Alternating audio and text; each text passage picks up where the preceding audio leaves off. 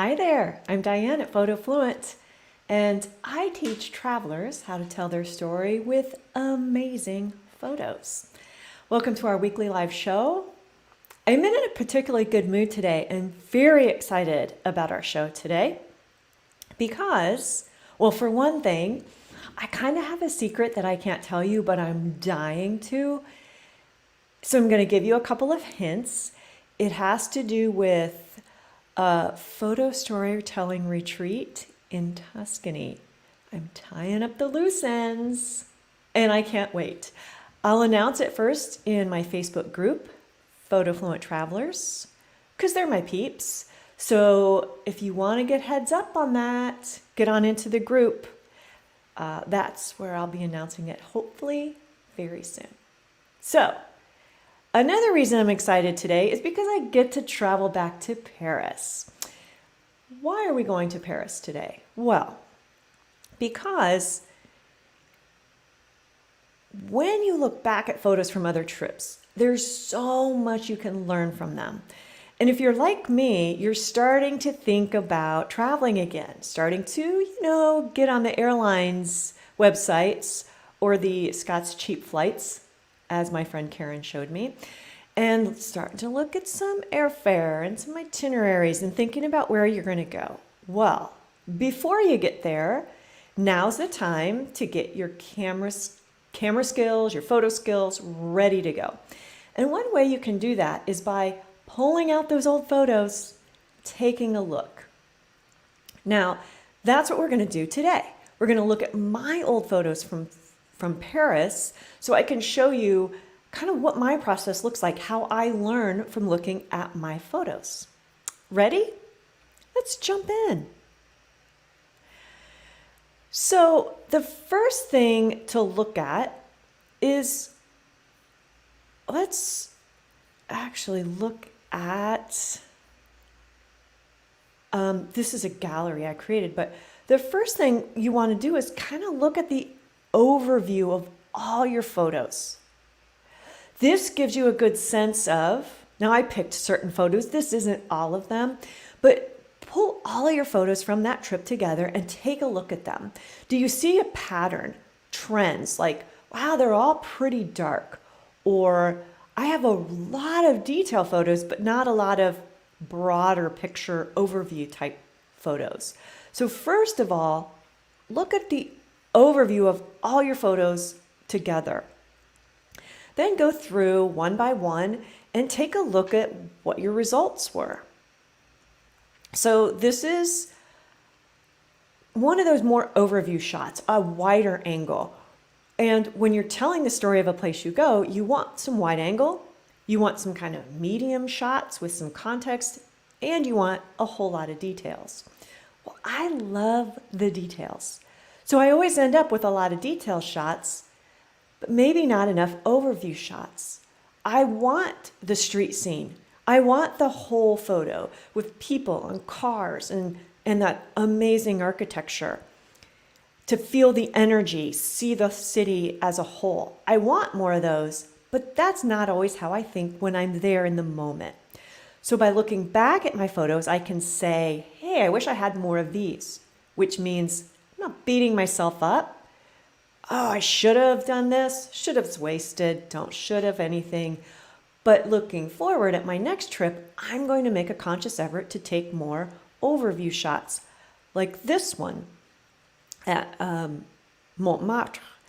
I love architecture, so I tend to get close and capture the details of that architecture.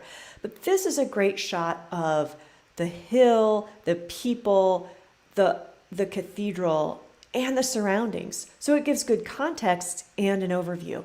I want more of these, so now that I see certain trips, I'm more conscious about taking them. This is one of those more kind of medium shots, right? It's not the whole street. It's not just a table with the chairs or just the door. It's that in between. So you have some context. You get the feeling it's a Paris cafe. I do. Red awning, the building in the background gives you that context.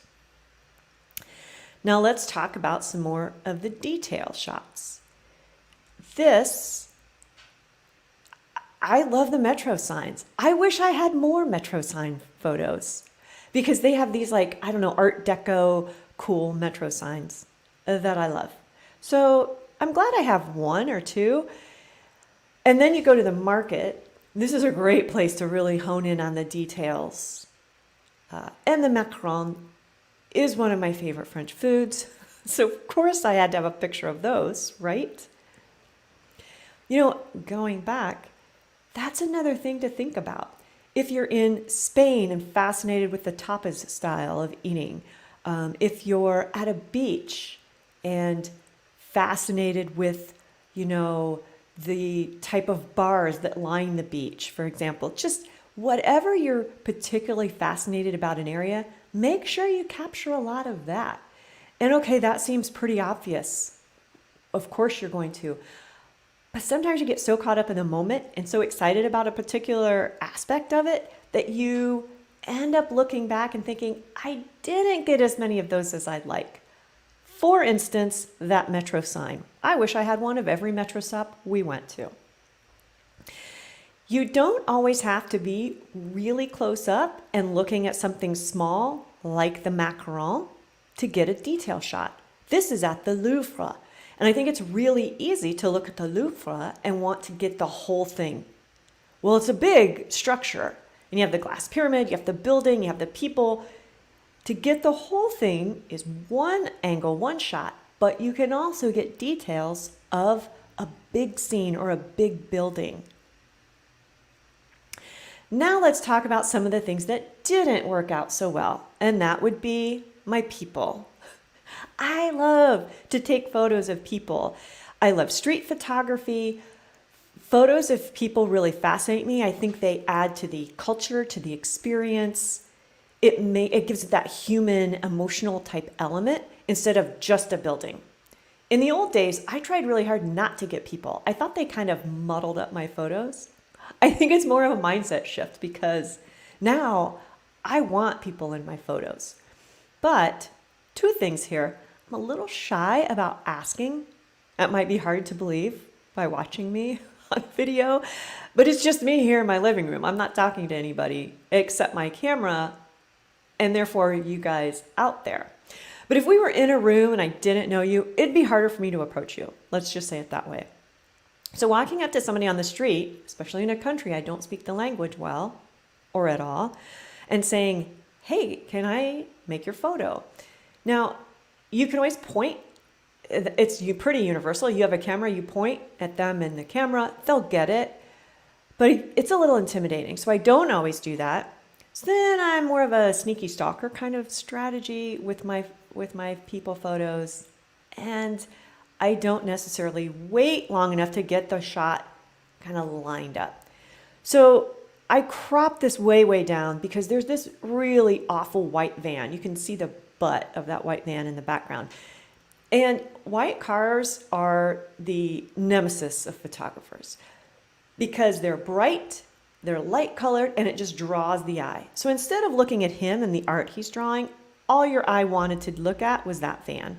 So I cropped it down, I made the best of it, but I really would love to have a close-up of him drawing. Like I can see in my mind what I want, but I would have had to get pretty close and I would have had to ask to make it more comfortable.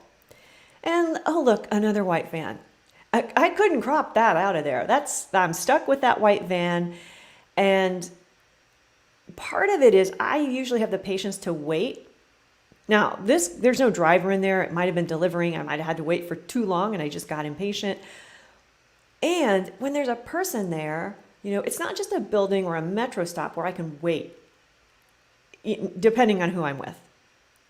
My husband's pretty patient. He'll let me wait. I can wait for the white van to move if it's actually on the road moving. But when there's a person there, then all of a sudden you really do look like a stalker. So it becomes a little more difficult for me to get those people shots that I like. So what I learned from this lesson is I need to get a little more brave about opening my mouth and asking, or work on my patience and eliminate some more background distractions so that I get better people photos. Now, here's another shot that I didn't think worked very well. I'm not super happy with it. what I was going for is this is the d'Arc, Pont des Arts, Le Pont des Arts, I think. It's the bridge with all the locks, the love locks, which I think they've had to take down because the bridge was collapsing. Why people do what they do, I don't know. But what I'll often do with depth of field, because I'm a fan of shallow depth of field, if you can't tell, is I'll use a shallow depth of field and then make the focus point that the front, the locks, and then the next time I'll make it the background. Another time I might make it something else. So the same scene, but different focal points. And then when you get back later, you can see which one worked, or in this case, which one didn't. I think it just makes for a more interesting photo, and it's fun to play around. And even though you're on the road with other people, if you set your aperture to say f4, you take one with the foreground in focus, one with the background in focus, and move on. So it doesn't have to take that long. It's just ahead of time kind of being intentional and thinking about it and trying different aspects of each scene, each subject. That way, at the end, you can sort out and say, hey, I like this one. This one really worked and this one didn't. And what's funny, oftentimes the ones you think are going to be the best are not. Just saying. Now, in this instance, what I tried was, or what I did, I should say, sometimes when I travel, I do like to make more of an effort, and sometimes I don't. I shouldn't say that. I do always make an effort with my photography when I travel, but sometimes I'm more spontaneous and just going with what's around me, more of a documentary style, capturing the moment. Other times I do a little more planning. I wrote a whole blog post on this about I'm more of a hybrid, some planning, some spontaneous. In this particular case, I planned to capture those golden hours at the Louvre. Now, when I got there, it was fenced off, so I couldn't quite get the angle I wanted, but I made the best of it. So you can see it's still pretty dark. The sun is just starting to come up. And I used a technique called HDR, which is when you take a series of maybe 6 photos, everywhere from really underexposed to overexposed. That way you capture all the detail in the highlights to the shadows. You capture all the details through the whole range, but in different photos. So you end up with 6 photos, like this is the darkest, and this is the brightest, and everything in between. And then what you do is you merge the photos in software later to come up with something that has all the tonal ranges properly exposed. So this is the end result. All right, so you have dark and a range of maybe 6 photos up to the brightest. You merge them together and end up with this one. Then you have, like I said, all the tonal ranges properly exposed. It's a little complicated. I don't do this very often. I wanted to play around with a new technique, and so that's what I did. But generally, yeah, I'm trying to be spontaneous and just capture what I see, so I don't do it very often. Now, here is the other lesson I've learned that I want to pass on to you. When you see something or know ahead of time, there is something you really want that great photo of. You want to be able to hang this on your wall, share it on social media. You want that photo. Maybe it's a bridge, maybe it's a scene, a landscape, maybe it's the lavender fields in June, maybe? Are they in bloom in June? But there's one particular photo that you want. Here's how to make sure you get that. Take a lot of photos. Move your feet, squat down, lay on the ground if you're not too embarrassed to do it. Go around it to different angles. Take as many photos as you possibly can of that particular subject, scene, building, iconic structure. That way, odds are you will get the right photo. Now, because like I said before, sometimes you think, oh, this is it. This is the money shot. It's not. Maybe sometimes. But a lot of times the one you think, or the one you look at that tiny little screen on the back and say, oh, that's a good one. It's not. For whatever reason, it just didn't quite work the way you thought it would. So the more photos you get, the more likely you are to end up with something that you love. This is an example of all the different angles and positions and interpretations, I would even say, of the Eiffel Tower I took while I was in France. So you can see I was in different locations. I was underneath from different angles. So I step back, I step forward, I walk away, I get the grounds around it, because I want the Eiffel Tower in a way that makes me say, wow. And it's not just take a shot and move on. Click your camera, move on. You will be disappointed, probably. Now, if all the stars align, there are the miracles out there where you just click your photo and something amazing happens. All the lighting lines up and you have the perfect photo. But I'm saying that's not the norm. So if it's what you really want and you don't go to Paris every weekend, make sure you take a lot of photos. Okay, so let's summarize. I love summaries. First, look at all the photos from a previous trip. As you're planning for the next one and starting to think, boy, I haven't traveled for a while. I'm going to go on a doozy and I want some good photos. Pick a previous trip one of your favorites.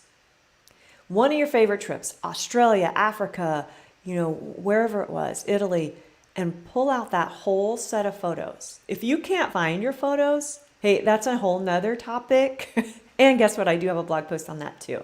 Get organized first, but pull all your photos together and look through them. Do you see patterns? Do you see gaps?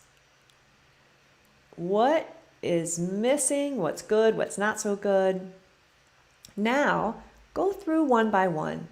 And if you have thousands, hopefully you've narrowed down from thousands into I like these. It's really important to cull them down because you take so many photos on vacation, but most of them aren't good. That's normal. But if you have them all in one folder, and then the ones that you like, or keepers, shareables, however you want to call them, in another photo, that's the better one to go through one by one. But hey, if you have the time, go through all of them and see, do I take more details? Do I take more overall shots, but not the details? Are my photos kind of blurry?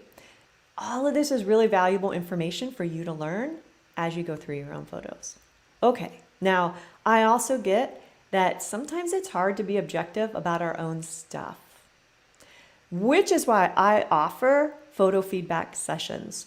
So if you go through this exercise and you learn a lot, first of all, I want to hear about it. So head on over to the blog post, share in the comments, or into the Facebook group, Photo Fluent Travelers.